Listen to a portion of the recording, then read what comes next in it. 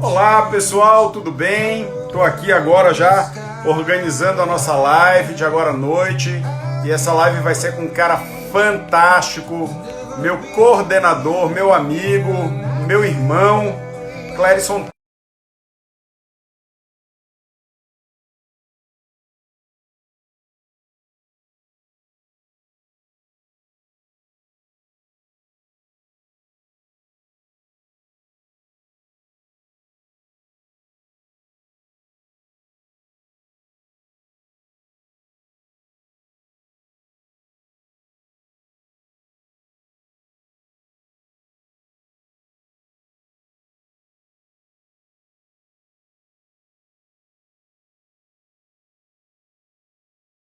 Muito bacana, porque Clérison é um profissional, é um ser humano que tem muito a acrescentar na vida de todos nós, tá?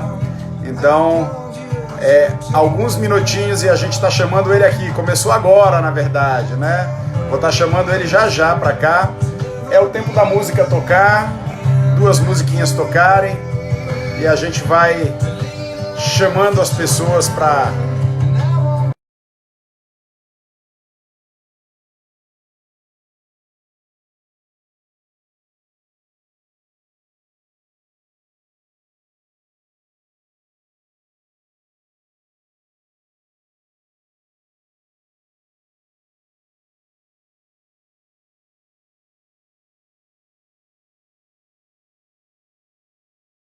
que a gente possa, mais do que nunca, conversar sobre autoconhecimento com, para mim, talvez um dos maiores especialistas sobre autoconhecimento que eu já pude conhecer e que eu tenho o prazer de... O pessoal começa a entrar. Oi, Rô! Vamos estar hoje aqui com Clérison Torres, coordenador, meu irmão, meu orientador. Então, a galera está começando a entrar devagarzinho aí na nossa live.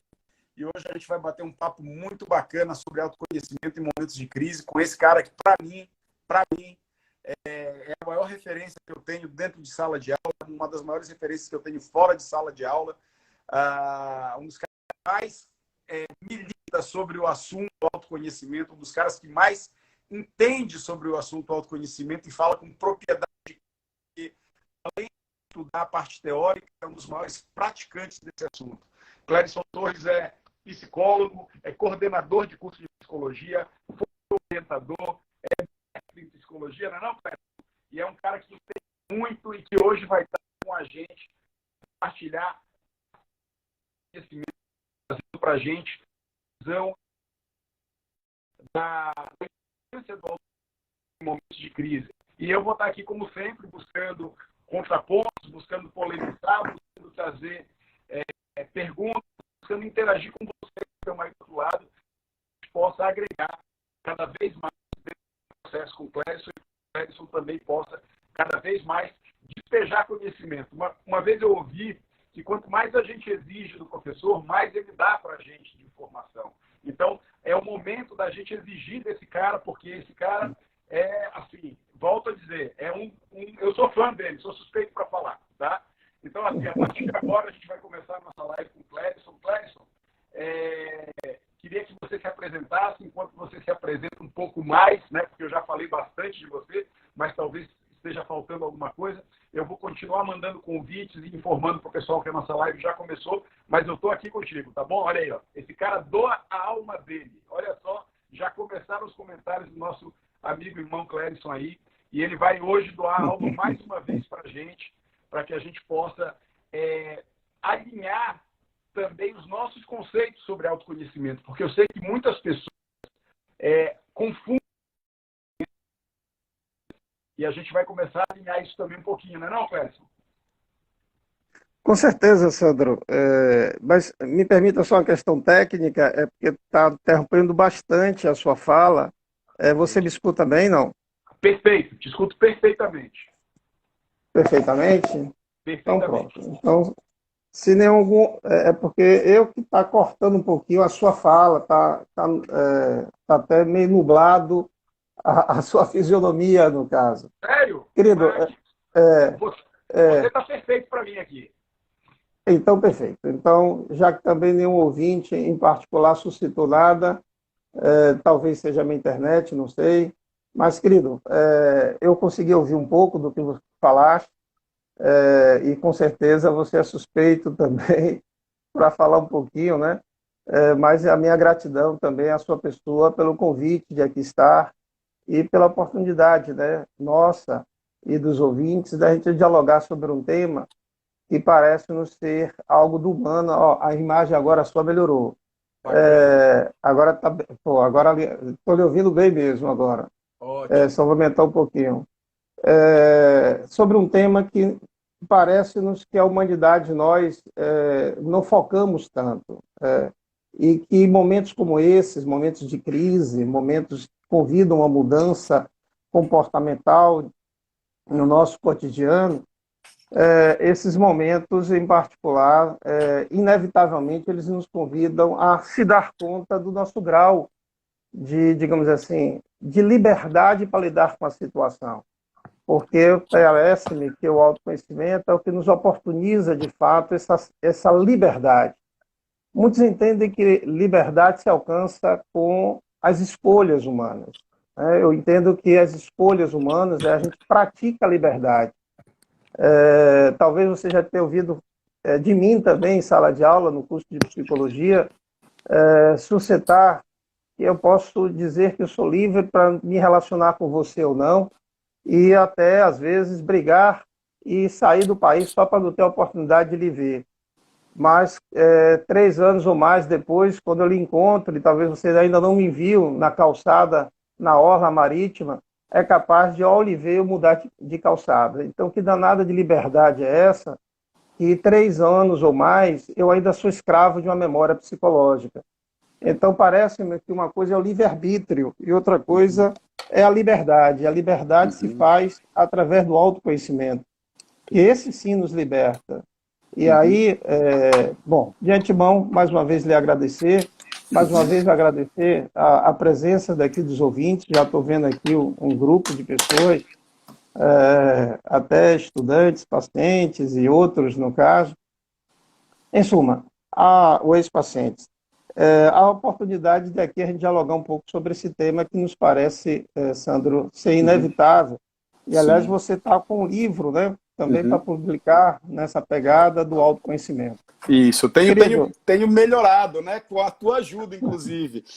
Só uma pergunta, você levantou a questão do livre-arbítrio, Clérison, e eu acho que é bacana a gente definir, porque você falou sobre liberdade e livre-arbítrio, né?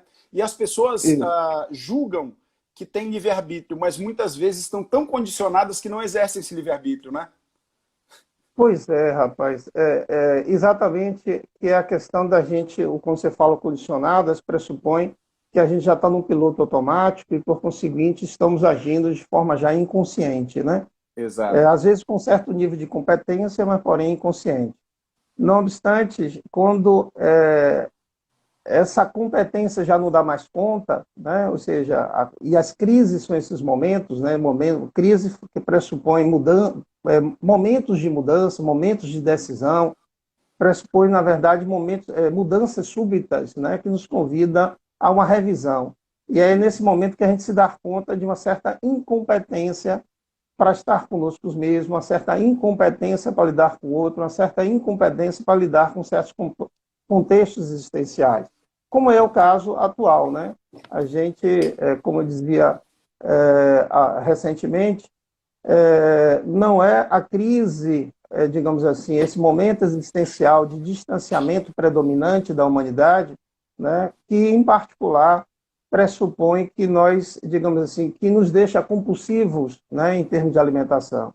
É o momento que revela em nós a nossa própria compulsão, né, a nossa própria ansiedade exacerbada diante de um contexto, isso é natural, diante do novo, uma forma de a gente tentar se defender, mas essa ansiedade exagerada, obviamente, ela precisa de ser dado conta, ou seja, darmos mais atenção em particular.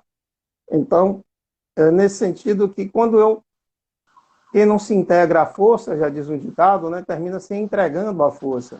Então, muito importa, em particular, a gente compreender as forças que a vida, né, as forças familiares nesse momento existencial que estão dando, as forças, na verdade, diante do contexto de acolher os nossos idosos, as forças que são imperativas entre amigos e parentes, ou pessoas que talvez a gente se relaciona, alguém que a gente corta o cabelo, que a gente faz alguma compra em determinado lugar que está demandando da nossa ajuda, esteja nesse senso de solidariedade. Ou seja, a gente vive com forças internas e externas.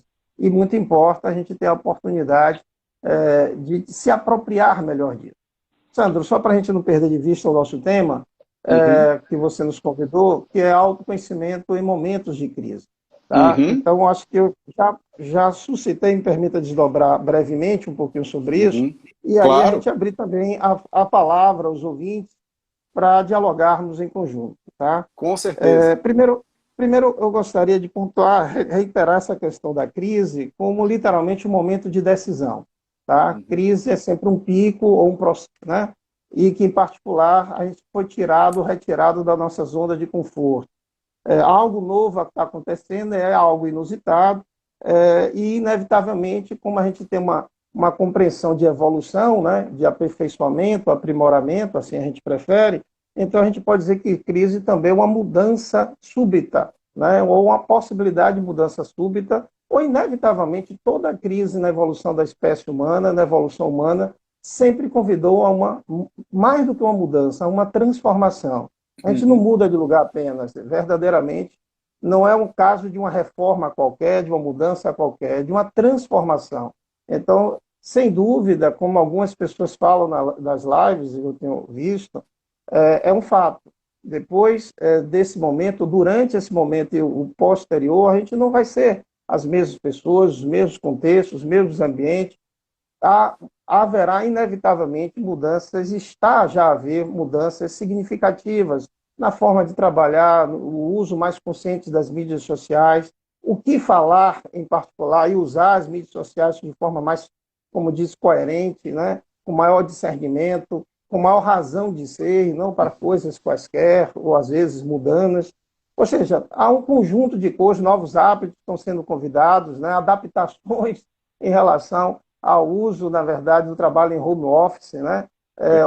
O convite para a gente aprender mais ser disciplinado, ter mais autocontrole emocional, ser mais disciplinado, criando rotinas mais inteligentes, rotinas que atendam o lado não só pessoal, profissional, mas também a dimensão espiritual, em reflexão a senso de sentido de vida, um convite, um acolhimento aos nossos pais, aos nossos idosos, que pressupõe, na verdade, ou deveria ao menos sempre pressupor mais sabedoria, afinal é mais experiência, um acolhimento mais das nossas crianças, ou seja, é um conjunto de coisas que não dá para listar, porque cada ser humano é um ser humano e, por conseguinte, tem suas possibilidades diversas de aprendizado.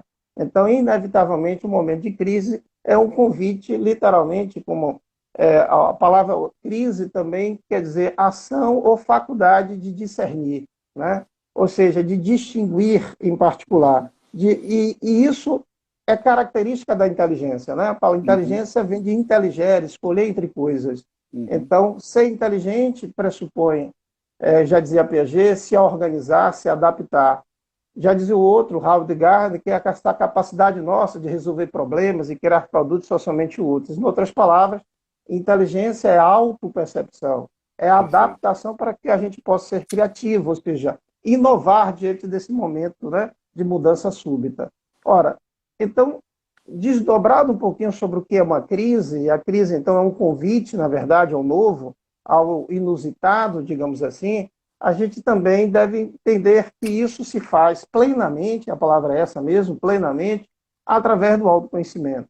Perfeito. Ora, devemos entender que nós, humanidade, e essa é outra questão, né? Há mais de 25 anos a gente trabalha sobre autoconhecimento, mas pode observar que nos últimos anos, ou nos poucos últimos anos, é que começa a se falar mais de autoconhecimento. Mas autoconhecimento é algo da humanidade, não é à toa que se resgata sempre, né, o oráculo de Delfos, no que se refere ao conhece a ti mesmo. Ora, e autoconhecimento, mas na nossa sociedade ocidental não se focou tanto. O foco sempre foi no conhecimento, na construção de saberes. Por quê? Porque isso nos dá poder. Ora, é claro que o poder importa para que a gente tenha, e obtenha tudo aquilo que assim a gente necessita. Não só a gente, como a nossa comunidade. Ter uma empresa e ofertar emprego para outras pessoas, possibilidades de construções cognitivas, possibilidades de crescimento da própria economia dessas outras pessoas. Isso é importante. Agora, fazer isso com sabedoria já é outra coisa. Entende? Perfeito. Então, ou seja, o conhecimento é importante, mas inevitável. Por quê? Porque nos tira da ignorância. Observe hoje, a gente é ignorante de uma vacina para lidar com o coronavírus. Perfeito. Né? Mas logo, logo a gente vai dar conta disso. Então, ou seja, a ciência é fundamental, tá? Acima da tecnologia, porque afinal é a ciência que constrói a tecnologia. Então, a ciência está muito explícito aí o quão importante ela é. Isso tira-nos da ignorância. Então, vem o conhecimento. Mas nas nossas relações, inevitavelmente, né, nas nossas aquisições, a gente precisa se apropriar do autoconhecimento, ou seja, valorizar o autoconhecimento, que é isso que agora, que o momento de crise, ou mais um momento de crise, como sempre a gente teve, momentos de estados de morte, né, de perdas, né, de desastres, mas a gente está aumentando cada vez mais isso nos últimos anos. Né? Há aqueles, né, os espiritualistas entendem esse olhar como uma mudança de plano, né, um revigorar, na verdade, uma pegada de sair de um plano da verdade para um plano da consciência, ou seja, um plano mais da verdade, onde a gente não pode viver de um tipo de liderança aprisionada ainda na tirania, a gente ainda vê países assim, poucos, mas há, ou a liderança com uma banda de maioria de conchavos, né, de alianças, e carecendo de uma liderança de sabedoria, que é aquela liderança solidária, servidora, onde eu vou lá em determinado lugar, dou a minha contribuição, sem esperar algo em troca, ainda que toda experiência sempre é contributiva de aprendizado. Então, ou seja, o autoconhecimento parece-nos, de fato, como o único conhecimento que o ser humano não pode, não deve, nem necessita desprezar. Ou seja, a possibilidade de se ver, se enxergar, de se notar. Bom, então, agora se foca muito, porque, como falava, o conhecimento prima pelo saber. O autoconhecimento é o sentir. E é claro que, nessa pegada, eu vendemos só mais 5 minutos para a gente compreender melhor agora o que é, de fato, o que é autoconhecimento e o que não é autoconhecimento. Né? Isso dá uma palestra, isso dá, na verdade, um seminário de diálogo. Mas o que é que acontece? Autoconhecimento, ele é processo. Então, ou seja, enquanto o conhecimento busca o saber e, por conseguinte, a realização humana através do poder, o autoconhecimento, ele prima pelo sentir e, por conseguinte, pela plenitude, ou seja, a autorrealização.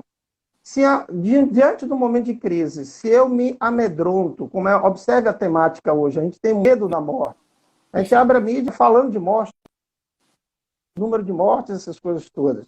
Então, a gente sabe que vai morrer, pelo menos o nosso corpo físico, a depender das crenças de cada um. Mas o fato é, o tema morte está em jogo, então, inevitavelmente, a gente é convidado a essa reflexão. Isso nos promove a adentrar nos nossos abismos interiores. E se eu adentrar nesses abismos com atenção, entende? Sendo a consciência que o observa, e não me fundindo ou acreditando nos seus pensamentos e as emoções, aí, então, realmente, eu sou levado pelo condicionamentos, pelos meus complexos, e aí eu me apavoro. Ora, então preciso ser a consciência capaz de discernir esse momento, de perceber o que eu estou experimentando, e não me identificar com aquilo que penso ou com aquilo que emociono, no caso. Então, eu não estou a depressão, eu estou com depressão, eu não estou ansiedade, eu estou, nesse momento, muito ansioso. Eu não estou medroso, eu estou com medo em particular. Então, ou seja, eu tenho que aprender, e o autoconhecimento nos favorece isso, porque autoconhecimento é uma questão de consciência. E consciência, como você bem falava, é sair desse piloto automático. Consciência pressupõe pensar com inteligência, pressupõe a capacidade de direcionar meus pensamentos, as minhas imaginações. Então, é a capacidade de discernir. Então, eu devo aprender a, literalmente, ser a consciência que nota o que eu estou experimentando, entende? E pode observar que o corpo, inevitavelmente, nos convida a essa autorregulação. Né? Quando a gente observa cada parte do corpo, e vai apenas observando uma perna, a outra, um braço, outra, a respiração, o próprio corpo se equilibra, né? Ele automaticamente se regula só pelo estado de uso da atenção. Então, quando a gente fala de autoconhecimento, a gente está falando de processo, Quando a gente fala de autoconhecimento, a gente está falando de 3 aspectos, e 2 são primordiais: a autopercepção ou autoobservação, e, em segundo, a autointegração, que pressupõe a aceitação. Só que quando a gente vai para o primeiro, que é a autoobservação, inevitavelmente a gente busca análise. Aí entra a análise, que é, claro, eu vou pensar sobre o assunto. É claro que a análise não é necessariamente um problema, mas se eu ainda experimento uma sensação que às vezes até é desagradável, os ciúmes, a irritabilidade, o medo, eu preciso compreender esse fenômeno que se reflete dentro de mim. Esse fenômeno que se reflete nas palavras. Elas me ajudam a uma certa compreensão, mas tem hora que eu tenho... Se eu quero adentrar no estado de me libertar pela compreensão, eu preciso da atenção plena, ou da vigilância constante àquilo. Eu preciso, na verdade, trair essa natureza que quer me dominar, e eu preciso ser a consciência que observa essa natureza e não se identifica com ela.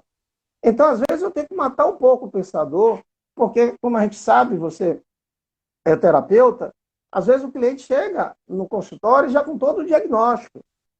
Não é ele saber, entende? Com todas as análises, quando ele age assim, ele faz isso, que dar conta, digamos assim, da sua capacidade de se libertar daquele fenômeno, entende? Das suas idiosincrasias, das suas angústias específicas. Mas é justamente a capacidade dele de observar, de dar mais atenção, de se integrar, de se conectar, que ele pode sim ter novos insights. Então, o autoconhecimento, de fato, é pensar sem pensamento. Agora eu vou provocar. O autoconhecimento, de fato, é mindfulness. É mente ampla, é mente aberta. Autoconhecimento, de fato, não tem nada a ver com análise. Autoconhecimento é um estado de profunda reflexão. Autoconhecimento é a vida se refletindo e nós por conseguinte, se integrando com ela. Porque uma coisa é o espelho que reflete. Outra coisa é eu que... Ele não me disse se eu estou feio ou bonito. O espelho não disse se eu estou gordo ou assim ou assado. Ele só me reflete. Eu que analiso que estou assim ou assado, entende? Através dos meus condicionamentos, dos meus valores, minhas crenças, minhas expectativas, anseios e assim vai. Mas a vida apenas reflete. Não é você que me irrita, é você que revela que eu sou irritadiço. Na medida que a vida se reflete em mim, através daquilo que eu analiso como irritadiço, eu preciso dar mais atenção a esse suposto irritadiço. Eu preciso aprofundar. É aí que a gente não vai. Porque a gente prefere ignorar, rejeitar, não observar, fugir e diversos escapismos. É mais fácil brigar, é mais fácil culpabilizar, é mais fácil racionalizar em termos psicológicos, é mais fácil projetar algo no outro do que eu me permitir a me integrar com aquilo que eu estou experimentando. Clérison, então, autoconhecimento não é autorrotular em hipótese alguma. Autorrotular inclui um nível mental onde você rotula algo, e autorrotular não ajuda a autodesenvolver ou a autotransformar. Ajuda, sim, a criar complexos que vão ser fortalecidos a partir do momento em que você vai repetidamente dizendo para você ou se rotulando o tempo todo. Autoconhecimento não tem nada a ver com autorrotular, não é isso, Clérison? Só para a gente pontuar. Se você fosse uma mulher, eu diria assim: quando você casou comigo, você sabia como era, agora você se vire. Então, ou seja, não é esse rótulo que eu sou assim, olha, comigo assim eu dou um boi para não entrar numa briga, uma boiada para não sair. Não é esses rótulos, de fato, porque eles indicam inflexibilidade psicológica. E inflexibilidade pressupõe sofrimento. E sofrimento se opõe, parece-nos, ao que é a dor. A dor é um momento de crise. As crises da vida são convites da vida, em particular, ao crescimento, à virtuosidade. Então, essas vicissitudes são convites para que a gente expresse virtudes. Ou seja, e não existe virtude se não houver o vício. Se não houver o vício, perdão. Não existe uma qualidade se a gente não se dar conta daquilo que é mais primitivo dessa qualidade. Então, a gente só alcança o bem se compreender em si o mal. Perfeito. Então, o processo da transformação é literalmente a concepção da teoria paradoxal da mudança, pois a mudança não está no que eu quero ser, tá vendo? Com a minha análise que eu almejo, mas eu aceitando, reconhecendo o momento que agora eu sou. Então, se eu quero ser calmo, que eu compreenda aquilo que ainda sou, a impaciência. Não tem problema eu querer ser algo, almejar algo, ambicionar algo, não tem problema nesse sentido. Basta eu ter esperança. E o que é isso? Esperançar. Ou seja, basta eu criar possibilidades, caminhos, rotas para que isso alcance. Então, é um processo, tá vendo? Ora, então, não existe, não existe como viver sem dor. A dor, até há quem diga, e assim também percebo, é como se fosse a justificativa da vida. Entende? Se eu crio ações, eu recebo as reações.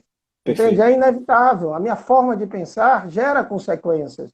Quanto mais eu rezo, mais a assombração me aparece. É claro, eu penso e não pensava na assombração. Logo, eu estou pensando na assombração. Exato, então, eu me claro. afinizo com esse percepto, esse campo perceptual. Então, aquilo que eu resisto, já dizia Freud, Jung, aliás, persiste. Né? Aquilo que eu reprimo, inevitavelmente retorna em forma de sintoma, dizia Freud. Experiência não compreendida, há de ser uma experiência repetida em particular. E às vezes a gente vive esse loop, né? Esse ciclo, na verdade, padrão no caso. Então, essa capacidade de reconfigurar a minha forma de perceber o mundo, essa capacidade de eu mapear os estados do corpo e das emoções e transformá-los em sentimentos, essa capacidade de flexibilizar os pensamentos, se faz através da autoobservação. E isso se dá através da atenção. Seja a atenção focada, chamada vigilância constante, ou concentração, seja a atenção, na verdade, plena, chamada hoje de mindfulness ou meditação em PC. Então, ou seja, esses estados são forças mentais. É porque hoje se fala meditação como se fosse uma técnica. Exato. Mas não deixa de ser, mas ela é mais do que isso. É um estado da mente, é um estado de ser humano, e de refletir, de concentrar, de meditar, de contemplar. Então, nós, nesses momentos de crise, nós somos convidados a ir além da análise. Ainda que ela análise dos fatos elimine a confusão, como diz o autor, né, o Jair Tesser, mas o fato é a reflexão, a concentração, a meditação, a vibração, a percepção, a contemplação, a exaltação, são forças mentais humanas que nos oportunizam, né, alavancar, dar saltos, no caso, entende? E essas são verdadeiramente, digamos assim, ferramentas para que a gente possa se autoconhecer. Perfeito, perfeito. Quando você falou da luz e da sombra, né, Jung traz isso no livro vermelho muito colocado. Ele fala que Deus, ele não está nas polaridades, Deus está no todo. Né? Deus está na escuridão e na luz. Mas o que acontece? Ele traz aquilo para que você entenda o caminho para onde você tem que seguir. Né? E é bem interessante quando você traz isso, porque o autoconhecimento, de fato, é o caminho que nos vai levar de volta para esse centro. Né? E lá no começo da tua fala, Clérison, você trouxe a questão do adquirir conhecimento e do intelectualizar-se. Né? E muitas vezes as pessoas se intelectualizam, leem, mas não trazem aquilo para a prática ou para o seu sentir. Né? Que é a chave da presença está no sentir, não está no pensar. Eu costumo dizer que o pensar, ele joga a gente para onde ele quiser. Ele joga para o futuro, ele joga para o passado, ele desloca. Mas o sentir, ele está só aqui o tempo todo. Né? Você pode ter um pensamento futuro e esse pensamento futuro te fazer sofrer no presente. Você pode ter um pensamento no passado e esse pensamento passado te fazer sofrer no presente, porque você não sofre no futuro e você não sofre no passado. Você sofre por rememoração e por antecipação, mas é sempre no presente. E aí que entra a importância de desenvolver essas forças mentais, essas 7 forças mentais que são fundamentais para nos levar nesse processo de nos tornarmos até meta-humanos, né? Acima do humano que somos. Né? E isso é bacana, porque esse momento de crise que estamos vivendo, o ideograma chinês para crise é o mesmo que é para oportunidade, né? Então, é uma oportunidade fantástica de entrarmos em contato com nós mesmos. A grande questão é, temos medo de quem somos? Por não termos esse contato? O que você acha disso, Clérison? Sem dúvida, né? Às vezes o medo, ele, como se diz, o medo é um estado emocional com valência dita negativa, mas ele tem sua razão de ser, porque ele de forma moderada nos promove a prudência. Excessivamente é que nos sabota, né? Porque o medo sabota a nossa possibilidade de crescer. E é por isso que se diz que o excesso de medo leva ao suicídio, né? Porque o indivíduo termina deixando de viver, seja no concreto, né, de tirar a própria vida física, seja no que se refere aos autossabotamentos constantes, em particular, pela dificuldade, né, de encarar as suas próprias prisões psíquicas, seus complexos.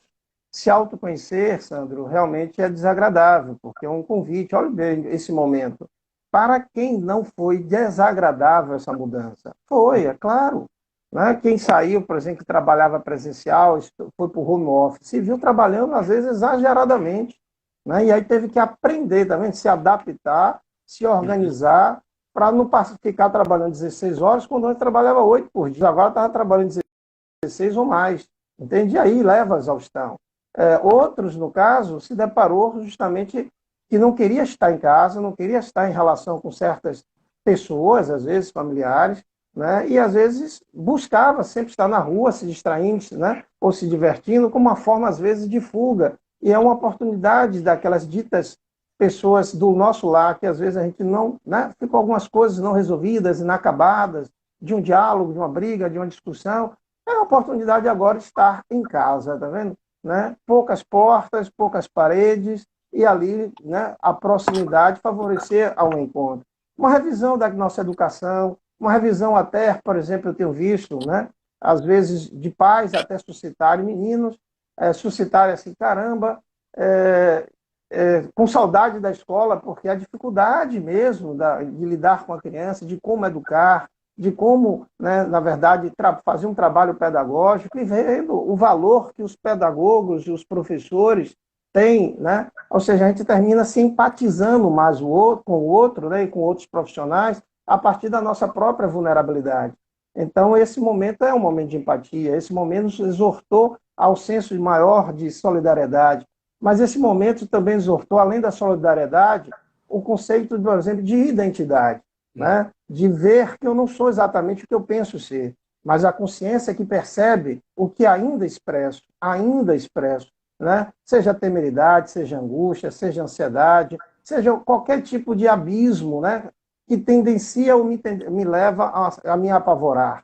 Ora, então esse momento nos convida a conceber que o ego é um péssimo senhor, mas é um bom servidor da consciência. Né? O ego, e observe que eu divergi um pouco aí da concepção de algumas abordagens psicológicas, que, na verdade, ou se quisermos, que o ego, ele, na verdade, é um péssimo senhor, mas um bom servidor do self, do si mesmo, né? Ou dessa dimensão espiritual humana, né? Como diz Viktor Frankl. Então, o que estamos a pontuar é que o auto ele é realmente desagradável, ele às vezes é desesperador, mas ele é inevitável, ele não é violento, faz parte do viver, não há crescimento sem dor, não há crescimento sem sofrimento.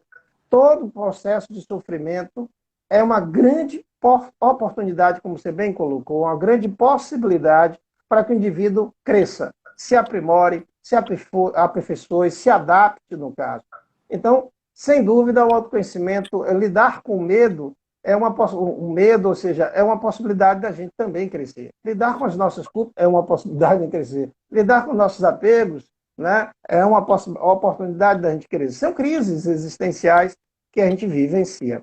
Sandro, devemos entender, como bem diz os existencialistas, que a angústia, o medo, a depressão, a ansiedade, o tédio, a solidão, são apenas questões da existência, como existe a felicidade, a transcendência, o amor, entende? A alegria, ou seja, são partes da existência. Sim. Logo, se existe, é uma manifestação. E se é uma manifestação, precisa ser vista, percebida, notada, a gente se responsabilizar por ela. Então é uma questão de respirar. Esse é o momento da gente aprender, Sandro, parece-nos, melhor sobre como lidar com isso. Perfeito, né? Perfeito. Como lidar com isso, como praticar, o que fazer para que eu possa me autoconhecer mais, me libertar mais, me perceber mais, me centrar mais, Clérison, porque eu ainda sou muito ansioso, eu ainda expresso muito estado, né, de desânimo, desgosto, algo que equivale, eu ainda sou poliqueixoso, eu ainda, no caso. Então, o que fazer? Perfeito. Isso é uma boa pergunta, Clérison. E a gente parte agora para um segundo momento do nosso bate-papo, onde eu tenho certeza que a maioria dessas pessoas que estão conectadas com a gente ficam nesse mesmo movimento de, pronto, todo mundo fala de autoconhecimento, todo mundo fala que eu tenho que me autoconhecer, todo mundo está falando sobre isso. Se você entrar, as lives estão falando sobre autoconhecimento, algumas conceituam da forma correta, outras trazem a questão teórica da coisa, mas não explicam bem, outras confundem mais, mas de fato, eu sei que eu estou aqui com, posso dizer isso de cátedra e por experiência própria, estou com um dos maiores especialistas desse tema, quiçá no Brasil hoje, tá? E assim, Clérison, o que fazer nesse momento de crise para aproveitar esse momento como insumo para o nosso crescimento, por conseguinte, para entrar num processo, porque o processo, autoconhecimento não é um fim, autoconhecimento é um processo constante, porque a gente está sempre autoconhecendo. É como aqueles jogos de computador que você está numa telinha, tudo escuro aqui, aí você caminha um pouquinho, abre mais um pouco para cá, e caminha um pouquinho, abre mais. Só que não é para fora, é para dentro. Você está sempre se autoconhecendo. Então, o que fazer nesse momento em que ainda há uma indefinição, né? Se a gente for parar para olhar, ainda há uma indefinição, porque, como você disse, somos ignorantes no cuidar com o coronavírus. Ainda não sabemos o que funciona ou o que não funciona. Pressupõe-se que o isolamento social funcione, mas não se sabe que se quando acabar esse isolamento social não vai haver um reciclo de coronavírus. Então, existem muitas dúvidas ainda. O que fazer nesse momento de ignorância em que talvez o movimento mais inteligente, com flexibilidade, seja parar de olhar para fora e olhar para dentro? O que a gente pode fazer para autoconhecer? Vamos lá. Perfeito. Bom, se a gente fala de autoconhecimento, a gente está falando de conhecimento de interioridade, não de superficialidade. Perfeito. Conhecimento de interioridade é literalmente um convite à autoobservação, como processo. Ora, então, como criar estratégias para me autoobservar mais, para me conectar mais? Vamos entender que eu preciso de ferramentas de conectividade. Essas ferramentas que me conectam me oportunizam mais fluidez no viver, mais flow, entende? Mais engajamento na vida. Seja nas relações com alguém, seja na relação comigo, seja na relação existencial, né? Com a dimensão espiritual. Ora, como na verdade? Bom, a primeira coisa, eu diria 3 coisas, aliás. Primeiro, eu diria autoobservação, em particular, ou melhor, vigilância constante, atenção plena, o mindfulness, e, em particular, a percepção inabalável, que eu posso desdobrar um pouco mais. Ora, por quê? Quanto à percepção inabalável, bom, então qual a estratégia? Para ser bem mais prático, dentro do nosso tempo.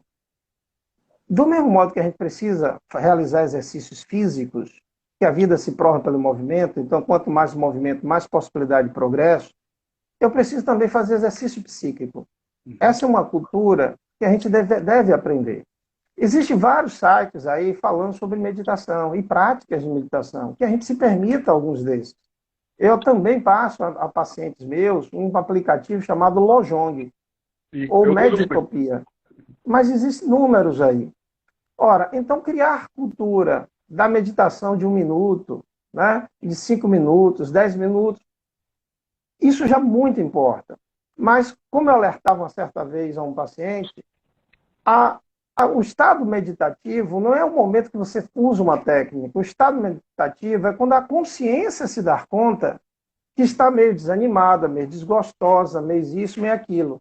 Percebeu esse estado, já usa da vigilância constante. Tá vendo? Já dá atenção. Quando você já dá atenção, dá uma atenção plena àquele estado interno e freia essa análise, o pensamento, essa já é uma boa forma de iniciar o processo de autoconhecimento.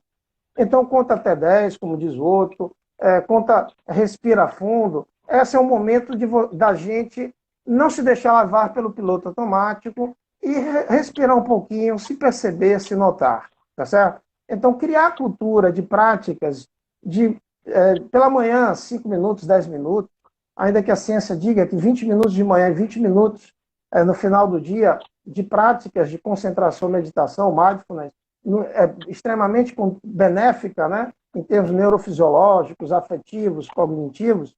Então, devemos entender, às vezes, aliás, uma vez uma paciente dizia assim, mas isso não é fácil, exige esforço, mas a gente está falando de exercício, entende? E o exercício ele exige um esforço, não é um relaxamento. Meditação não é relaxamento. Quem anda relaxado toma topado. Relaxar, meditação promove o efeito colateral do relaxamento físico, mas a mente, em particular, fica mais aberta, mais atenta, mais perceptiva, mais automotivação. Mas para isso eu preciso ter o esforço, e exige esforço sim, tá? De me concentrar sobre aquilo que eu estou experimentando. Então, as práticas respiratórias, elas nos ajudam bastante, tá certo? Uma outra coisa é levar a nossa sabedoria interna. Ou seja, o que é que me dá prazer? Além de criar essa cultura da meditação, eu diria também, aliás, me permitam, antes do prazer, a cultura da dimensão espiritual, tá certo? Por exemplo, dá para a gente fazer exercício físico, se a vida se prova pelo movimento, fazer alguns exercícios, né, isométricos dentro de casa. Eu estava vendo aqui um vizinho, na verdade, ensinando a educação física, né, online em particular, belamente. Fazer exercício psíquico em particular, no caso, que é esse exercício de reflexão, concentração, meditação, né, ou consigo, com os outros, ou no dia a dia, em termos de autoobservação, tomando banho com atenção, se alimentando, né, um mindfulness eating, né, comendo com atenção, em particular, ao andar, andar atento, em particular, ao estar com você, eu lhe ouço e me ouço antes de lhe interromper, na verdade. Essa atenção, essa vigilância constante no processo, ou a prática formal de sentar e fazer uma prática meditativa, perfeito. E a terceira coisa, além do exercício físico e exercício psíquico, é o exercício moral, que é a oportunidade de você, em família, para quem é espírita, fazer o evangelho no lar, para quem é católico, né? E às vezes concepções religiosas distintas, como eu lembro de uma paciente, que na família tem um católico, tem um espírita, tem um outro Rosa Cruz, tem um ateu, e eles sentam em particular para ouvir percepções sem interromper uns aos outros, de maneira que cada um possa exaurir, pelo menos em 5 minutos, a sua percepção à luz daquilo, sem estar, na verdade, a querer convencer o outro. Então, esse diálogo socrático, esse diálogo, esse encontro dialético, entende? Sobre uma temática espiritual, seja abrindo um livro espírita, Rosa Cruz, teosófico, católico, budista, o Torá, o judeu, entende? Essa possibilidade de pensar sobre qual o princípio criador, qual a finalidade da vida, qual a razão de existir. As pesquisas em psicologia positiva mostram o grau de que isso oferta de resiliência, ou seja, de capacidade adaptativa do ser humano e por conseguinte, maior qualidade de vida. Então, eu suscitei 3 coisas, pelo menos: exercício físico, exercício psíquico, são as práticas de meditação e concentração, e exercício moral, né, que é a dimensão espiritual. Isso já é um bom começo. Segundo é ver, na verdade, agora, aquilo que lhe dá mais engajamento: a dança, a música, né, em particular ouvir, dançar, cantar, brincar, se divertir com as crianças, fazer uma rotina, na verdade, entende? Criativa, que atenda essas diversas dimensões do viver, pessoal, profissional, espiritual, que atenda as necessidades da família, as suas, profissionais, entende? Fazer uma rotina ou criar estratégias criativas dentro dessa rotina, mas é necessário uma rotina, entende? Porque isso nos dá vontade, a gente se engaja no movimento, a vida, como repito, se prova pelo movimento, uma vida, né? Como dizer assim, mente vazia, oficina do diabo, eu preciso saber o que quero. Quem não sabe o que quer, será o que Deus quiser. Não que Deus não saiba, mas eu posso experimentar dor, porque faz parte da vida, em particular. Então, quem não sabe o que procura, não encontra o que acha, né? Então, acaba na loucura, como diz o Roberto Patino, nos vícios a sua vida se encaixa. Então, vive uma vida atormentada entre o seu e ter e acaba não vivendo nada do que teve para viver, é o refrão da música do Roberto Patinho. Então, eu preciso saber o que procuro, eu preciso planejar o meu dia. Essas são apenas algumas das estratégias, né, inteligentes, né, para lidar nesse contexto. E, com certeza, nós, humanidade, já com um mês desse período, já criamos algumas e podemos melhorar, com certeza, em outras. Perfeito. Cléison, a gente está indo agora, entrando nos 15 minutos finais da nossa live, passa rápido quando está bom, e eu queria saber das pessoas que estão aí do outro lado, se vocês têm perguntas para estar fazendo para o Cléison. Tem um pontinho de interrogação aí embaixo na base dos comentários, e vocês podem estar fazendo perguntas para a gente, porque o Cléison vai estar respondendo para vocês. Enquanto isso, Cléison, eu queria saber como é que está o teu movimento de formações, como é que está o teu movimento online? Você está programando alguma formação online esses dias aí para a gente? Como é que está isso? Porque eu sei que essas novas tecnologias, elas são realmente uma novidade na tua vida. Você sempre fala isso, você está se aprimorando cada vez mais, agora já está virando o mestre das lives, o mestre do Instagram, mas eu sei também que você está meio que adaptado já às ferramentas para a aula online, né? Você pela faculdade, por tudo isso, você tem trabalhado. E eu queria saber se nesse meio tempo aí você está planejando aí uma imersão de 2 dias, 4 horas em cada dia, alguma coisa do gênero, 2 dias, 2 horas em cada dia, online, para a gente aprofundar isso e fazer práticas à distância, enfim. Porque eu sei dessa adaptabilidade e eu sei também que você é hoje, e eu vou repetir, hoje, aqui em Salvador, provavelmente o maior nome do autoconhecimento, tá? Que está trabalhando isso na prática, ensinando isso, e no Brasil tá, meu irmão? Então, estou reforçando, porque vamos aproveitar enquanto as pessoas fazem perguntas, gente. Façam perguntas. Já tem uma pergunta aqui, mas fala aí um pouquinho sobre isso, Clérison, para a gente, enquanto eu vejo a pergunta. Claro, sem dúvida, para os ouvintes que estão ouvindo, estão pela primeira vez, é porque você fala isso, porque, afinal, são 28 anos trabalhando, no mínimo comigo, né? Depois da minha primeira grande crise existencial, aos 16 anos, e de lá para cá, principalmente dos 19 em diante, todo esse enveredar, né, dessa profundidade em mim mesmo, que se refere ao autoconhecimento, com trabalhos em montanhas, em chapadas diamantinas, em trabalhos em cavernas, trabalhos que me permitiram, de fato, encaminhadas com grupos, né, e hoje levando grupos, na verdade, para esses trabalhos. Não foi à toa que a saga de mim mesmo foi um workshop que eu criei, uma oficina que eu criei de um final de semana para trabalhar medo, culpa e apego em regiões de natureza. Esse realmente a gente vai ter que dar uma freada, seria o 16 de maio, em função desse contexto eu vou dar uma freada. Querido, nesse momento, sem dúvida, essa é a minha 4ª live, às vezes eu brinco até, às vezes eu falo errado, falo live. Isso é a vida te levando para o que você tem que aprender, viu? Adaptando, exatamente, com certeza.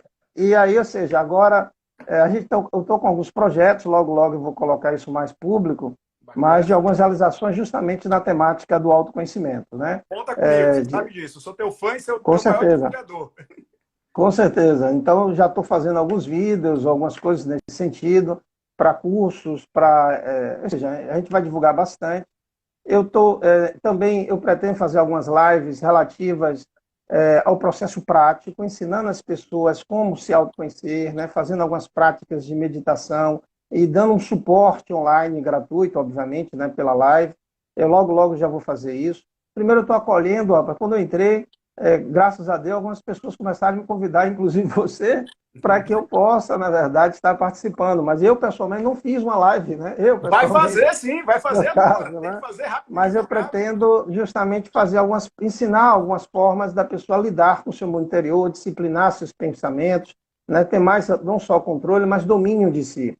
Perfeito. Nessa sexta-feira agora, e é gratuito, mas tem que se inscrever via o Grupo Ômega, eu vou fazer uma oficina intitulada Forças de Caráter e Virtudes no contexto psicoterápico, né? Perfeito. Então, eu vou realizar isso. Na próxima semana tem 2 novas lives, por sinal, né? E eu pretendo fazer ainda algo sobre controle e autodisciplina, né? Controle, autodisciplina e autoconhecimento. Porque a gente está tendo justamente essa dificuldade. Eu quero ver se eu faço ainda pela FGN, Faculdade de Gestão de Negócios, onde eu coordeno, para que o autocontrole emocional e a autodisciplina, segundo pesquisas, justamente as forças de caráter que a gente tem menos desenvolvida. E é justamente no momento de crise que a gente é mais convidado. Perfeito, Clérison. Então, essa é uma das coisas que eu vou estar fazendo, mas logo eu vou estar divulgando. Quem quiser é só ir lá no Instagram, né? E por conseguinte, Torres, eu vou botar se dar aqui. conta. Clérison, @Clérison Torres. Diga, deixa eu te fazer uma pergunta.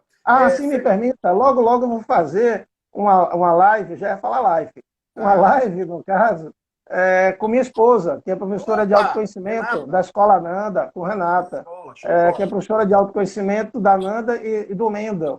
Né? Então, a gente vai fazer uma live justamente como se autoconhecer, de fato, como nesse processo educacional. Perfeito. Seja nível superior ou educação. Temos 2 perguntas. Essa, como lidar com ansiedade? E a segunda pergunta que está aqui é: aqui, vou botar a segunda. O autoconhecimento, perdão, para um ambiente não favorável, é possível e de que forma? Vamos lá. Boas perguntas. Olha, a ansiedade... Temos 10 minutos, viu, Clérison? Beleza, vou ser breve, então. A ansiedade é um estado emocional natural humano. Então, a gente não deve ter... A gente experimenta ansiedade porque se depara com um desafio. O problema da ansiedade é quando ela é reincidente, ela é constante. E a gente se vê constantemente desafiado e está tendo poucas habilidades para dar conta dela. Então, entender a ansiedade, pelo menos eu vou destacar duas coisas.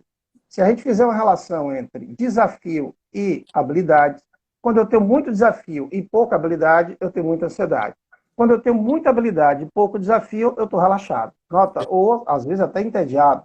Então, a ansiedade, para que ela diminua, ou eu diminuo o desafio, ou eu, em particular, desenvolvo a habilidade que vai me favorecer a atender aquele desafio, né, aquela meta, né, a ser alcançada.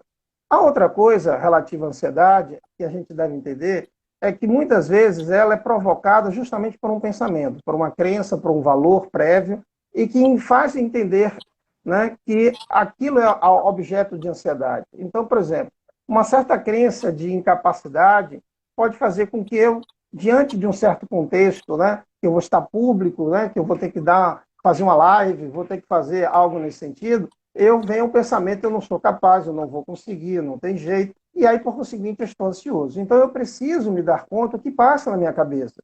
E ir lá, mais além, porque o pensamento ele é fruto de uma percepção. O pensamento é um prolongamento da percepção. E essa percepção pode estar sendo falível, né, em razão dessa crença em particular. Por isso que a autoobservação sobre aquilo que eu estou sentindo pode me reconsiderar, né, a consideração feita das coisas consideradas. Então, respirar fundo, contar até 10, entende? É uma forma de eu colocar em xeque esse pensamento e, por conseguinte, aprofundar mais naquela sensação de fato. Então, eu trouxe dois aspectos para compreender aí a ansiedade.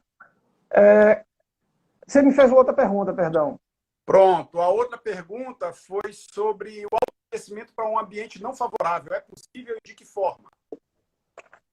A gente precisaria compreender o ambiente dito não saudável. Mas observe, todo momento de crise já não é saudável. Teoricamente, a nossa forma de ver o fenômeno, né, é à luz das nossas crenças, valores, expectativas, anseios, medos, traumas. Então, eu já acho que eu já estou interpretando ele como não saudável. E sempre autoconhecimento, se queremos ele, é um convite para que eu coloque em xeque aquilo que eu supostamente entendo não ser saudável. Entende? Então, por exemplo, até uma pessoa que está no momento da morte, que aparentemente não é saudável, entende? Ela pode começar, e as experiências de quase morte, pessoas que estiverem em coma, pessoas até com pesquisa científica com algumas substâncias, de fato, com a psilocibina e outras, elas experimentam, às vezes, ou ela, na verdade, em si, no estado meditativo, pode ter um insight e reconfigurar a forma dela ver aquilo como não saudável para saudável. E ao ponto de até acolher seus familiares, né? E se autoacolher, no caso. A dimensão espiritual, e aí as crenças, seja religiosas ou de sentido de vida dessas pessoas, favorecem, na verdade, um novo olhar. Olha o Viktor Frankl, e aí para o leitor, um bom livro, no caso, Um Psicólogo no Campo de Concentração. O título do livro é Em Busca de Sentido.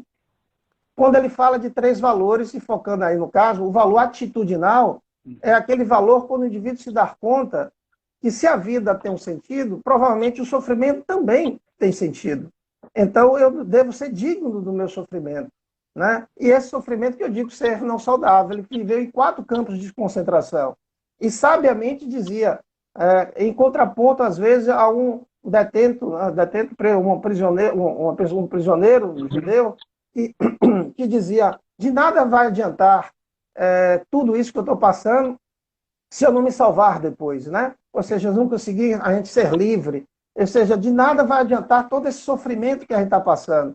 E aí ele inverte a pergunta. Ele diz, não, eu acho que de nada adiantará eu sobreviver ao Holocausto se eu não tirar proveito do aqui e agora, desses Perfeito. Momentos difíceis que eu estou experimentando. Perfeito. Então, ele é um convite contrário, né? A compreensão que se o sofrimento existe, ele deve ter uma razão de ser, e nós temos a liberdade, por mais não dito saudável esse ambiente, de saber inteligente me adaptar, me organizar, né, de maneira a amenizar situações, ditas problemas. Perfeito, Cleiton, perfeito. Gente, a gente está chegando nos últimos 5 minutos aqui da nossa live, tá? Então, daqui a pouco a gente vai buscar fazer um encerramento do prazo. A Lu Matias perguntou, gostaria de ouvir sobre a melhor postura para meditar. É sempre lótus ou existe outra postura? Né? Tem gente que não consegue fazer a posição de lótus, mas vamos lá. Existe dentro da filosofia oriental uma razão, sim, daquela postura, né, em particular, mais ereta da coluna. Mas ninguém, nem mesmo os praticantes, começam exatamente com aquela ali. Eles aprendem, né, aquilo. É claro que a gente tem, desculpa, a gente tem um contexto existencial diferenciado. Qual é a melhor posição? Sentado, deitado? A que for melhor para você. Certas práticas ensinam sentado, outras deitado. É necessário a coluna do jeito que está ali, posição de lótus? Não. Uma posição que seja satisfatória, agradável, sua cabeça fica o mais ereta possível, digamos assim, não inclinado, porque afinal, se você diminui as zonas cerebrais, o corpo tende a pender. Então, procure uma posição que lhe seja agradável, o corpo de uma forma o mais ereta, que não esteja nem inclinado para um lado, para o outro, nem para trás, porque também você pode dormir, né? E que lhe convide, na verdade, essa autopercepção, essa vigilância constante. Então, não é necessário a posição de lótus. Perfeito, Cleiton, perfeito. Mas ela tem uma razão de ser. Exatamente, é o alinhamento dos chakras, né? Depois a gente... dentro da concepção espiritualista, né? Isso é uma outra live. Gente, então, olha, faltam 3 minutinhos. Eu queria agradecer a presença de todos vocês, falar que, Cleiton, muito obrigado, gratidão profunda pela aula de autoconhecimento, isso muito agrega no nosso momento. Queria dizer, gente, vocês que não seguem o Cleiton, sigam lá, @CleitonTorres, tá? Ele é, sem dúvida, eu vi que tem muitos alunos seus aqui, Cleiton, e para quem já foi aluno do Cleiton, ou quem é aluno do Cleiton, sabe que ser humano, que calibre de ser humano a gente tem aí na nossa frente. Cleiton, muito obrigado. Pessoal, a gente continua tendo o nosso projeto de lives todos os dias, às 12 horas. Tem um grupo que faz live com a gente, de psicólogos, psicanalistas, sommelier. Tem um sommelier que fala sobre pequenos prazeres da vida, Cleiton, nas sextas-feiras. Sim. A gente fala sobre leitura. Amanhã a gente tem uma live sobre nutrição com Catarina Sapucaia, que ela trabalha no núcleo do Dr. Gabriel Almeida, aqui em Salvador. Então, de segunda a quinta, no horário do meio-dia, a gente tem uma programação bem bacana para vocês que não estão afim de ficar vendo jornal com coronavírus, tá? Tem sempre uma programação bem bacana. E às noites, algumas noites, a gente tem algumas programações ultra especiais, como essa que a gente está tendo a oportunidade de estar com o Cleiton aqui. E eu queria agradecer a todos vocês e vou deixar esse último minutinho para o Cleiton, porque falta exatamente 1 minuto para acabar a nossa live. Cleiton. Bom, primeiro agradecer a você mais uma vez, agradecer a todos os ouvintes por essa oportunidade.